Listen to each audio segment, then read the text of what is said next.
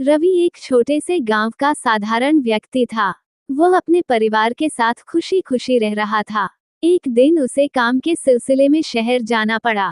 काम पूरा करके लौटते समय रात हो गई और बारिश भी तेज हो गई। गांव जाने का मुख्य रास्ता बंद था, इसलिए उसे एक पुरानी सुनसान गली से होकर जाना पड़ा, जिसे लोग अंधेरी गली के नाम से जानते थे। उस गली के बारे में कई डरावनी कहानियां मशहूर थीं, लेकिन रवि ने सोचा कि यह सब अफवाहें होंगी। हिम्मत जुटाकर वह उस गली में घुस गया।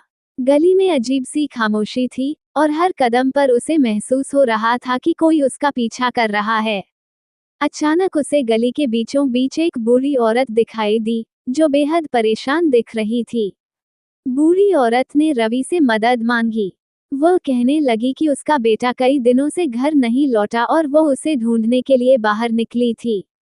रवि ने उसे सहारा देकर उसके घर तक छोड़ने का फैसला किया। रास्ते में औरत ने रवि से कई अजीब सवाल पूछे, जैसे, क्या तुम अपने परिवार से प्यार करते हो? और अगर तुम्हें किसी अजनबी की मदद करनी पड़े, तो क्या तुम करोगे? रवि का मन अजीब सा हो रहा था, लेकिन उसने उन सवालों को नजरअंदाज किया। जब वह बूढ़ी औरत के घर पहुंचा, तो उसने देखा कि घर बेहद पुराना और टूटा फूटा था। अंदर जाते ही उसे ठंडक और घबराहट महसूस हुई। बूढ़ी औरत ने कहा, तुमने मेरी मदद की, इसलिए मैं तुम्हें एक सच बताऊंगी। इस गली में कई लोग मारे गए हैं, क्योंकि उन्होंने अपने स्वार्थ के कारण दूसरों की मदद नहीं की। लेकिन तुमने मेरी मदद की है, इसलिए तुम सुरक्षित रहोगे। रवि हक्का बक्का रह गया। उसने ध्यान से देखा तो बूढ़ी औरत गायब हो चुकी थी। वह डर के मारे तुरंत वहां से भाग निकला। अगले दिन गांव में उसने लोगों से उस बूढ़ी औरत के बारे में पूछा, तो उसे पता चला कि वो औरत कई साल पहले मरी थी।